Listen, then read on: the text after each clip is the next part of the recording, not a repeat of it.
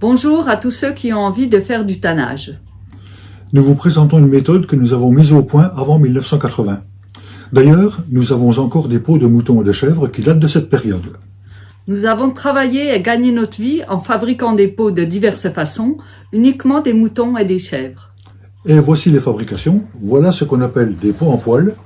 Voilà ce qu'on appelle du cuivre. Et voilà ce qu'on appelle du parchemin.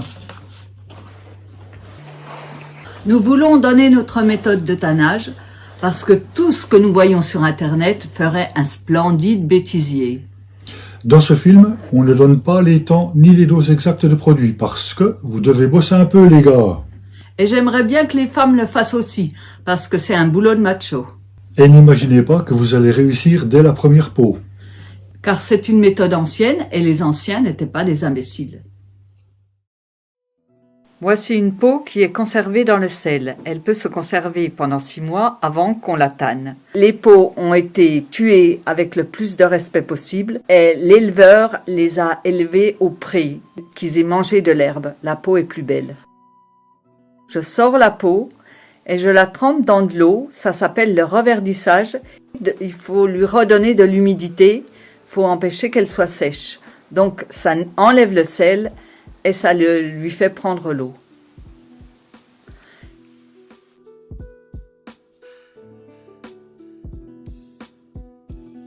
Pour tanner la peau, il faut utiliser du tanin. Généralement, c'est de la poudre d'écorce de chêne qui a été réalisée par broyage d'écorces de chêne qui sont concassées.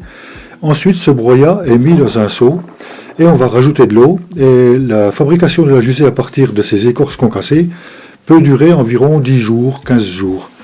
Après quoi, donc une fois qu'on aura récupéré la jusée pure, c'est-à-dire les écorces broyées, on va pouvoir filtrer et mettre ça dans une cuve et ensuite on immergera la peau dedans.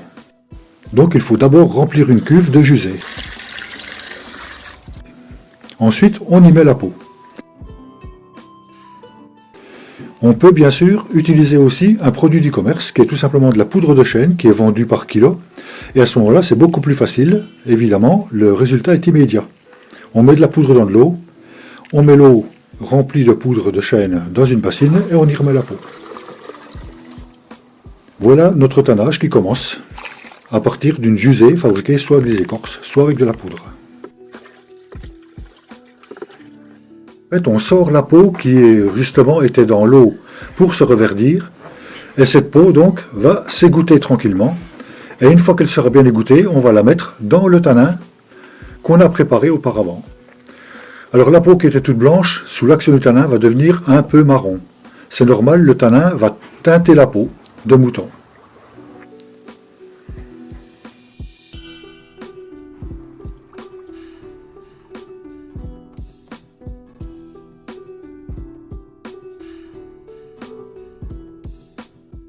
Alors là, il va falloir remuer 10 fois par jour pendant environ 10 jours.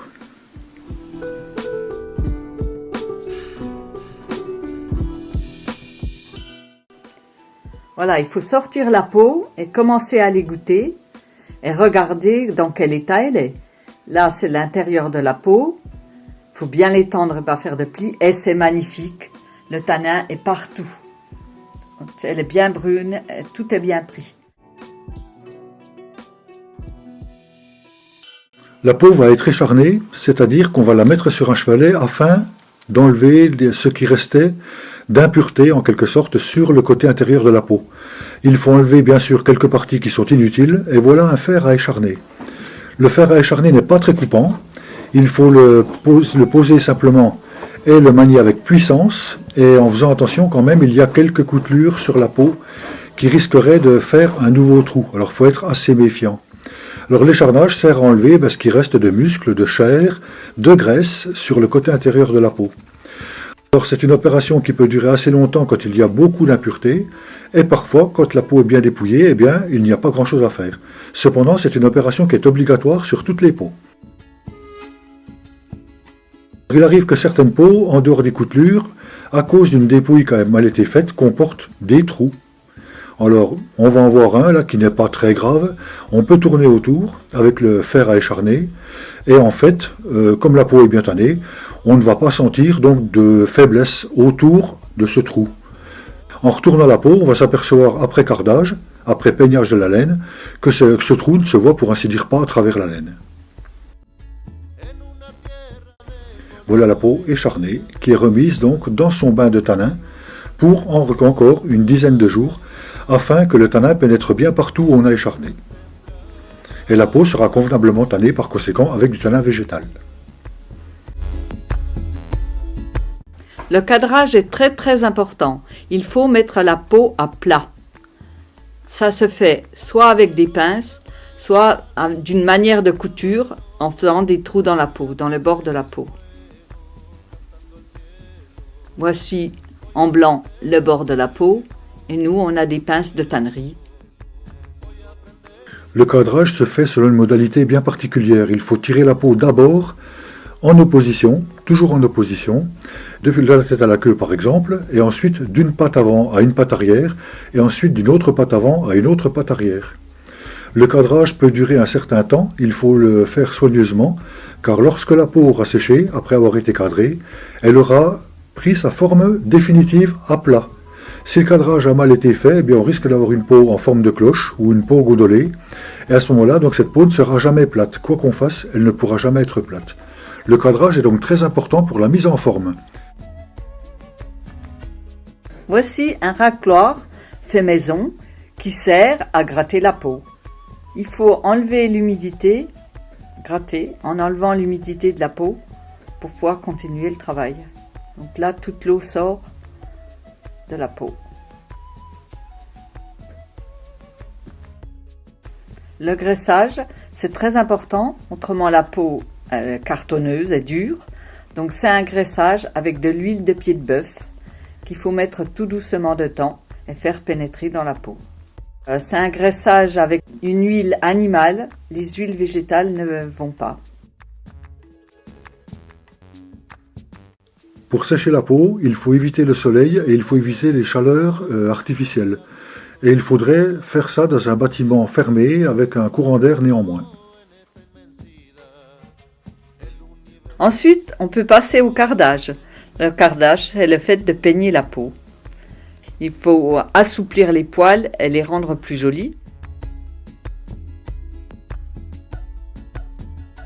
C'est très long, mais ça donne un résultat magnifique. Ça se fait avec une carde à chien. Cela peut se faire aussi avec une brosse à cheveux, tout simplement. La laine de mouton est naturellement thermolactile, c'est-à-dire qu'elle comporte beaucoup d'air qui est pris entre les fibres de la laine, et on voit bien par son élasticité donc qu'elle peut se comprimer, ou au contraire s'expanser. La peau, quand elle a été graissée, est effectivement relativement souple, mais surtout, elle est costaud, elle va tenir le choc. Voilà par exemple une peau qui a 20 ans d'âge, et on s'aperçoit qu'elle est toujours aussi souple et aussi forte que quand elle a été faite. Voilà de la laine peignée, absolument magnifique.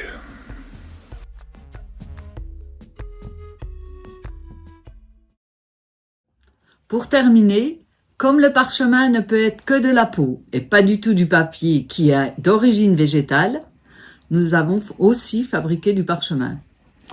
En 1991, nous avons créé le musée vivant du parchemin parce que nous avions constaté qu'il n'existait aucune structure qui explique ce que c'est que du parchemin. Très vite, le musée du parchemin est devenu la démonstration vivante de la fabrication d'un livre au Moyen-Âge. Voici ce qu'on montrait à la fin de nos visites. Le livre entièrement fabriqué par nous deux, création complète, calligraphié à la plume d'oie, enluminé au pinceau, doré à la feuille, cousu et relié en plein cuir. Nous racontons cette aventure donc dans un livre numérique dont le lien va s'afficher sous la vidéo. D'autre part, si vous voulez nous contacter, la boîte mail s'affiche également sous la vidéo. Enfin, si vous désirez une suite à cette histoire, par exemple, le même film sur le cuir ou sur le parchemin, eh bien, laissez-nous un commentaire, justement, vous avez la place sous la vidéo également. Merci de votre attention. Merci.